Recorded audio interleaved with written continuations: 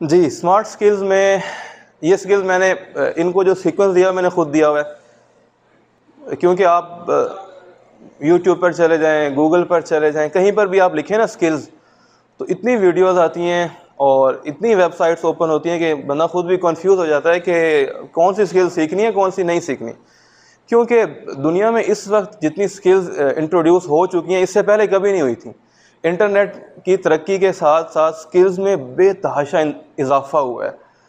इससे पहले इतनी स्किल्स नहीं हुआ करती थी जितनी आज हैं। आप घर बैठकर आराम से स्किल्स भी सीख सकते हैं और घर बैठकर आराम से अपना बिजनेस भी रन कर सकते हैं। कोई सोच भी नहीं सकता था कि दुनिया में इस तरह का चेंज आएगा।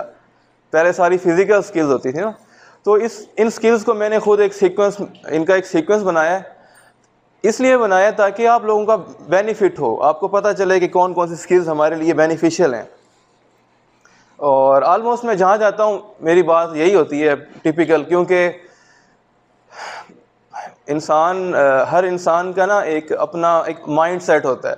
कुछ लोग होते हैं वो जस्ट फॉलो करके चलते हैं, जस्ट उनकी कोई डायरेक्शन नहीं होती, वो लाइक इधर से बंद होते हैं और उन्होंने जस्ट फॉलो करना होता है। कुछ लोग होते हैं वो अपनी ही बात करते हैं, जो उन्होंने अपने अपने रूल्स रेगुलेशन सेट किए होते हैं, अपनी उन्होंने रिसर्च की होती हैं, जहाँ जाते हैं वही बात करते हैं।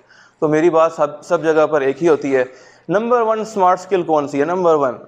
नंबर वन स्मार्ट स्किल है कि आपको ये पता होना चाहिए कि मेरा पर्पस क्या है। पर्पस ऑफ लाइफ का पता होना चाहिए, नंबर 1 स्किल है। पर्पस स्टेटमेंट बहुत क्लियर होनी चाहिए। आप में से जितने भी बैठे हैं सबकी पर्पस स्टेटमेंट बहुत क्लियर हो, क्लैरिटी हो कि मेरा दुनिया में आने का पर्पस क्या है, बेसिक पर्पस क्या है। क्या दुनिया में आने का बेसिक पर्पस पैसे कमाना है? अगर दुनिया में आने का बेसिक पर्पस हमारा जस्ट पैसे कमाना होता तो बिलीव मी, जिन लोगों ने दुनिया के अंदर सबसे ज़्यादा दौलत कमाई आजकल के दिनों में, यानी हमारे जो एरा चल रहा है इसके अंदर, आजकल जितने लोगों ने सबसे ज़्यादा दौलत कमाई उसमें स्टीव जॉब्स का एक नाम है, एप्पल। ठीक है, दुनिया का काफ़ी अर्से तक अमीर तरीन शख्स रहा, दूसरे नंबर पर रहा, तीसरे नंबर पर रहा। अब उससे ज़्यादा दौलत कौन कमाएगा? लेकिन मैं भी रास्ते में भी आते हुए ना उसका जो लास्ट लेक्चर है या लास्ट आप समझ लें कि उसकी वर्डिंग है जब वो डेथ बेड पर था, वो बहुत क्रिटिकल है। हम सब लोगों को पता होना चाहिए। वो इसलिए क्रिटिकल है कि हमारे सामने हमने उसको ऊपर जाता हुआ भी देखा है, उसको नीचे आता हुआ भी देखा है और उसकी मौत भी देखी है। हमारे सामने सारी चीज़ें हुई हैं। तो वो जो लास्ट उसके वर्ड्स हैं ना, वो बहुत ज़बरदस्त हैं। मैं यहाँ से 5 मिनट्स की डेस्टिनेशन पर हूँ, मैं 5 मिनट्स में भी उसी को सुनता आ रहा था कि वो क्या कह रहा है। वो कह रहा है कि मैं रिपीट करता हूँ उसके वर्ड्स, इन वर्ड्स का मालूम होना बहुत ज़रूरी है। यहाँ से आपको ये पता चलेगा कि पर्पस का होना कितना ज़रूरी है। उसने कहा कि दुनिया की सारी दौलत हासिल करने के बाद मुझे एक चीज़ का पता चला है कि डेथ के सामने ये सब चीज़ें कुछ भी नहीं है। और दुनिया की सबसे बड़ी हकीकत, सबसे बड़ी रियलिटी क्या है? वो डेथ है। जब मैं डेथ को फेस कर रहा हूँ तो दुनिया मुझे अमीर तरीन शख्स कह रही है, लेकिन मेरे लिए ये बात कोई माने नहीं रखती। मैं अमीर तरीन शख्स हूँ या गरीब तरीन शख्स हूँ, एट द एंड मैं फेल होकर दुनिया से जा रहा हूँ। और अगर चीज़ों में ही सुकून होता, ये उसके वर्ड्स हैं, किसी मौलवी साहब के वर्ड्स नहीं हैं, याद रखना आप। अगर चीज़ों में ही, अगर मटेरियल थिंग्स के अंदर सुकून होता, सेटिस्फेक्शन होती, तो इस वक्त मैं दुनिया का सेटिस्फाई तरीन इंसान होता। मेरे पास सब कुछ है। याद रखें, अगर आपने $300 की घड़ी पहनी है या आपने $30 की घड़ी पहनी है, टाइम दोनों ने सेम ही बताना है। अगर आप $30,000 की गाड़ी में, ये उसके वर्ड्स हैं, अगर आप $30,000 की गाड़ी में फिरते हैं या $150,000 की गाड़ी आपके पास है, रोड वही है, टाइम जो आपको लगना है वही लगना है, सेम टाइम लगना है। और आपकी जो डेस्टिनेशन है, जो आपका आखिरी मकाम है ना, जो लास्ट डेस्टिनेशन है, वो सेम है, चाहे आप जिस गाड़ी पर भी जाकर उस डेस्टिनेशन तक पहुँचें। आप पैसों से दवाइयाँ तो ले सकते हैं, दुनिया भर की दवाइयाँ ख़रीद सकते हैं, लेकिन पैसों से आप शिफा हासिल नहीं कर सकते। बताने का मकसद ये है कि सबसे पहली स्किल, इसको मैं स्किल कहता हूँ, कि पर्पस स्टेटमेंट बहुत क्लियर हो, वाज़ेह हो, और कोशिश करें कि इसको लिख कर जेब में रख लें कि मेरा क्या पर्पस है, मैं इस वक्त दुनिया में अगर आया हूँ तो मैं क्या करके जाऊँगा। 50, 60, 70 साल की ज़िंदगी में वेस्ट करके चला जाऊँगा, अपने सारे टाइम को, अपनी एनर्जीज़ को, अपने जो मैंने पैसा हासिल किया सबको वेस्ट करके जा रहा हूँ, या मैं इसको किसी मकाम पर लगा के जा रहा हूँ। जस्ट एग्जांपल दूंगा, एग्जांपल आपके सामने है जिनकी पर्पस स्टेटमेंट क्लियर होती है, चाहे वो मुस्लिम है चाहे नॉन मुस्लिम है, कोई भी है, तो वो सारी ज़िंदगी अपने उस पर्पस पर काम करते हैं। फॉर एग्जांपल, और बहुत सारे एग्जांपल्स हैं, ईदी साहब की एग्जांपल आपके सामने है ना, पर्पस था, उन्होंने पर्पस के लिए अपना सब कुछ कुर्बान किया है और वो सारी ज़िंदगी उसी पर्पस पर ज़िंदगी गुजारते हुए चले गए। उनकी वाइफ बल्किस थी, जिनका अभी कुछ दिनों पहले इंतकाल हुआ, पर्पस था, उसके मुताबिक ज़िंदगी गुजारी, चले गए। नेल्सन मंडेला, एक पर्पस था उसका, सारी ज़िंदगी उसने उस पर्पस पर गुजार दी और दुनिया से चला गया। आजकल हमारे सामने बहुत ज़्यादा एग्जांपल्स हैं। तो आपने अपने पर्पस को क्लियर करना है प्लीज़, ये बहुत ही अहम सी चीज़ है। और अपने बच्चों को भी बताना है कि हमारा पर्पस ऑफ लाइफ क्या है, हम क्यों आए हैं, हमने क्या करना है, हमने किधर जाना है, कितने वक्त के लिए आए हैं। अपना टाइम ज़ाया नहीं करना। वक्त बहुत कीमती चीज़ है, बहुत ज़्यादा कीमती चीज़ है। अगर ये हाथ से चला गया तो फिर वापस नहीं आएगा। इसको हमने कैश करना है, अपने टाइम को। पर्पस क्लियर हो गया, पर्पस के अंदर अगर फुल क्लैरिटी है तो उसके बाद आप फिर गोल सेट करें कि मेरे गोल्स क्या हैं, मैंने लाइफ के अंदर कौन कौन से गोल्स अचीव करने हैं। गोल सेटिंग की दुनिया के अंदर, इस दुनिया के अंदर गोल सेटिंग की सबसे बड़ी एग्जांपल एक कंट्री है। कोई बता सकता है वो कौन सी कंट्री है? गोल सेटिंग की सबसे बड़ी एग्जांपल इस दुनिया में हमारे सामने एक कंट्री है जिसका नाम जापान है। 2 एटम बम गिरे ना उसके ऊपर। अब एक कंट्री के ऊपर 2 एटम बम गिर चुके हैं, 3 लाख लोग उसके मर चुके हैं, बच्चे अपाहज पैदा हो रहे हैं, उसकी हालत क्या होगी? पूरी कंट्री डिस्ट्रॉय हो चुकी है ना, उसमें कुछ भी नहीं है। 1945 से लेकर 1950 तक 5 साल तक उनको समझ ही नहीं आई कि हमारे साथ हुआ क्या है। ऑब्वियसली कुछ समझ नहीं आएगी, पूरा मुल्क खंडर बन चुका है और मायूसी की सूरत है, फुल मायूस है, पूरी कौम मायूस है। इस गोल से आपको ये पता चलेगा कि कौमें घिर कर भी खड़ी हो जाती हैं, कोई मसला नहीं। ज़ीरो, आप समझ सकते हैं कि हर चीज़ ज़ीरो है, जापान की हर चीज़ ज़ीरो है। बंदे उनके ख़त्म हो चुके हैं, लोग उनके अपाहज हो चुके हैं, बिल्डिंग उनकी डिस्ट्रॉय हो चुकी है, इंडस्ट्री डिस्ट्रॉय, हर चीज़ ख़त्म हो चुकी है। 1950 उन्होंने कहा कि अब क्या करें, सब बैठ गए, क्या करना चाहिए? गोल सेट करते हैं। गोल क्या सेट करते हैं कि 10 साल का गोल सेट करते हैं, 1960 तक हमने टेक्सटाइल इंडस्ट्री में नंबर 1 बनना है। 1960 तक टेक्सटाइल इंडस्ट्री में नंबर 1 बनना है। दुनिया ने देखा, 1960 आया, Japan was number 1 in textile industry. एक गोल अचीव किया, अब क्या करें? रुके नहीं, अब 1970 तक हम दुनिया में स्टील मैन्युफैक्चरिंग में नंबर 1 बनेंगे। 1970 आया, Japan was number 1 in steel manufacturing. अब क्या करें? अनदर गोल, अब हमने ऑटोमोबाइल सेक्टर के अंदर नंबर 1 बनना है। 1980 आया, Japan was number 1 in automobile sector. Toyota सब जानते हैं, ठीक है, वो नंबर 1 1980 में हो चुका था। इतनी बड़ी गोल सेटिंग की है जापान ने, बिल्कुल डिस्ट्रॉय होकर दोबारा खड़ा हो गया कि नहीं हुआ? हमारी आंखों के सामने है, खड़ा हो गया कि नहीं हो गया? कौमें कब खड़ी नहीं हो सकती? जब वो मॉरली करप्ट हो जाती हैं, जब वो मॉरली ख़त्म हो जाती हैं, उनके मॉरल वैल्यूज़ ख़त्म हो जाती हैं, दैट्स ऑल। वो कौम कभी खड़ी नहीं हो सकती। जिस कौम के अंदर मोरालिटी ख़त्म हो जाए वो कौम कभी खड़ी नहीं हो सकती। आप जाकर उनके लाइफस्टाइल पढ़ें, उनके देखें उनकी डीलिंग्स कैसे होती हैं, उनकी टाइम सेटिंग कैसे होती है। 1 सेकंड अगर कोई ऑफिस लेट हो गया ट्रेन की वजह से, तो आपको ट्रेन ऑपरेटर लेटर देता है, वो कहता है अपने बॉस को दिखाना कि मैं लेट नहीं हुआ, ट्रेन 1 सेकंड लेट हो गई। इस हद तक उनके स्टैंडर्ड्स, क्वालिटी के स्टैंडर्ड्स, आपको पता है आज तक जापान की क्वालिटी फेमस है कि क्वालिटी में नंबर 1 दुनिया में जापान है। झूठ वो लोग नहीं बोलते। वेटर को टिप दे दो, वो उनका वेटर टिप ही नहीं लेता, वो कहता है मैं जिसका मुलाजिम हूँ वो मुझे इस काम की फुल सैलरी दे रहा है, दैट्स ऑल, मेरे लिए सैलरी इनफ है, मुझे टिप क्यों देते हो? टिप नहीं लेता। बहुत फेमस वाकया है कि एक पाकिस्तानी गया जापान में, उसने टैक्सी ली, तो जब वो अपनी डेस्टिनेशन पर पहुंचा, वो मीटर लगा होता है तो मीटर पे अमाउंट ज़्यादा आ रही थी।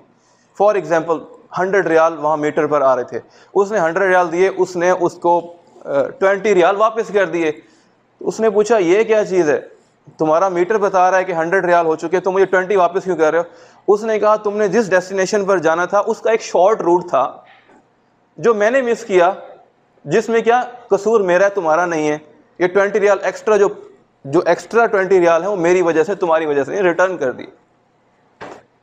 कोई ताल्लुक नहीं है मजहब से, कोई ताल्लुक नहीं है उनका, दूर दूर तक इस्लाम से पता ही नहीं है, लेकिन मॉरल वैल्यूज देखें ना आप।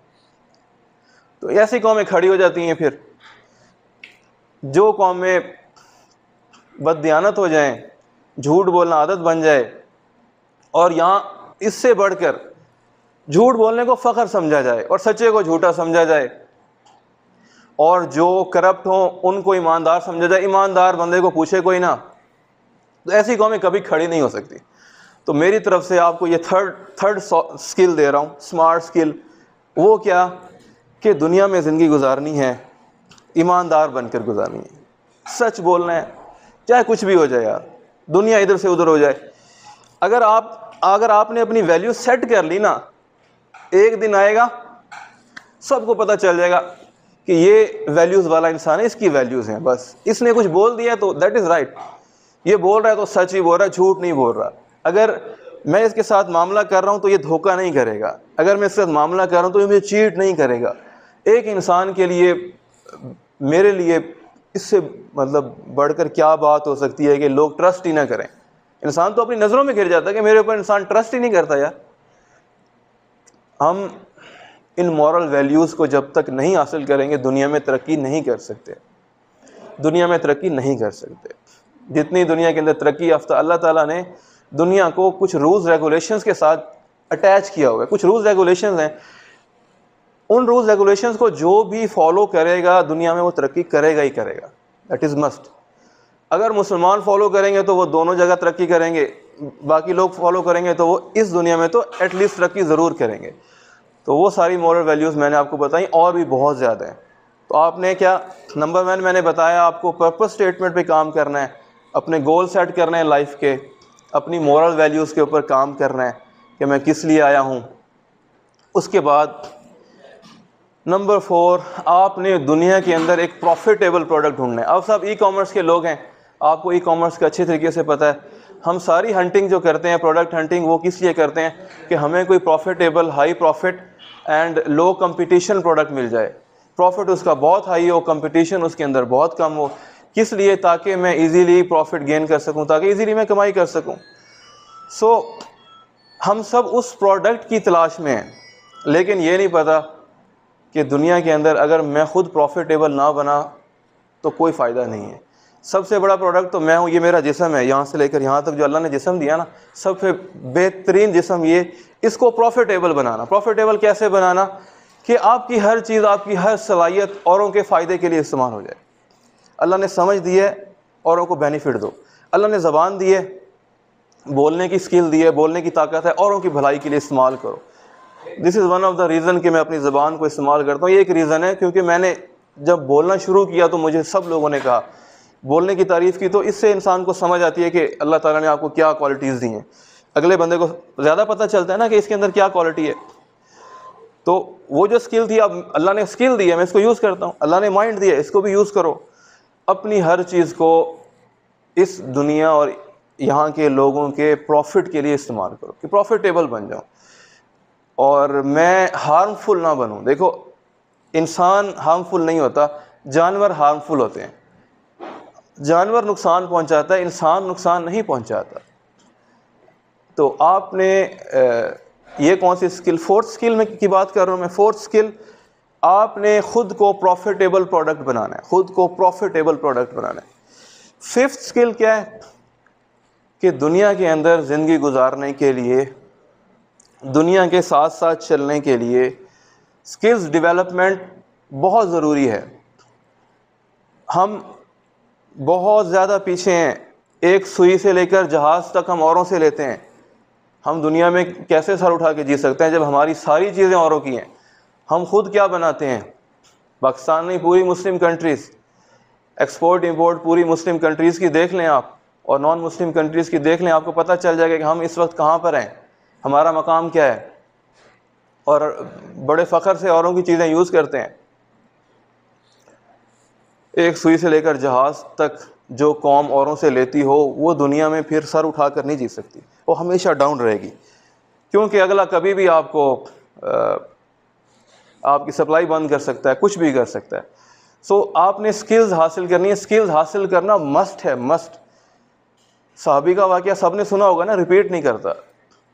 जब उनको दिया गया, कुल्हाड़ा दिया गया, कुल्हाड़ा दिया गया, जब वो क्या था, वो ये बताया जा रहा था कि आपने दुनिया के अंदर स्किल्स हासिल करनी है। अब इस कुल्हाड़े से आपने दरख्त को कैसे काटना है, ये स्किल्स हासिल करना आपकी मेरी रिस्पॉन्सिबिलिटी है। आपने इसको किस एंगल पर मारना है कि दरख्त जल्दी कटे, ये आपकी मेरी रिस्पॉन्सिबिलिटी है, इन स्किल्स को हासिल करना। और आजकल स्किल्स हासिल करना बहुत आसान हो चुका है, इससे पहले कभी भी इतना आसान नहीं था स्किल्स गेन करना। आप घर बैठे इतनी स्किल्स, अभी आप जाकर गूगल करें तो आपको पता चल जाएगा फाइवर के ऊपर हाई डिमांड के अंदर कौन कौन सी स्किल्स हैं। Graphic designing, logo designing, web designing, virtual assistant, मैं जस्ट आपको एग्जांपल दूँ, बेतहाशा स्किल्स हैं। सो इन स्किल्स, और ये स्किल्स ऐसी हैं कि कोई भी हासिल कर सकता है। बहुत सारे लोग क्वेश्चन करते हैं कि मैं पढ़ा लिखा नहीं हूँ, मुझे इंग्लिश नहीं आती। बिलीव मी, अगर एक इंसान ये तहैया कर ले, ये सोच ले कि मैंने ये स्किल्स हासिल करनी है, डिटर्मिनेशन के साथ उस पर लग जाए, कुछ दिनों के बाद आप देखेंगे वही इंसान कहाँ से कहाँ पहुँच जाएगा। अपने अंदर से डाउट निकालना है कि मैं सीख सकता हूँ या नहीं सीख सकता। English just at the end, English is just a language, just language है, इससे ज़्यादा कुछ नहीं है। और इस लैंग्वेज को कोई भी सीख सकता है। ये बिज़नेस करने के लिए आपकी लैंग्वेज बहुत हाई फाई होना भी ज़रूरी नहीं है। मैं इसलिए सारी बातें कर रहा हूँ कि इन स्किल्स को कोई भी सीख सकता है, और बच्चे भी सीख सकते हैं, बड़े भी सीख सकते हैं, अनपढ़ भी सीख सकता है, पढ़ा लिखा भी सीख सकता है।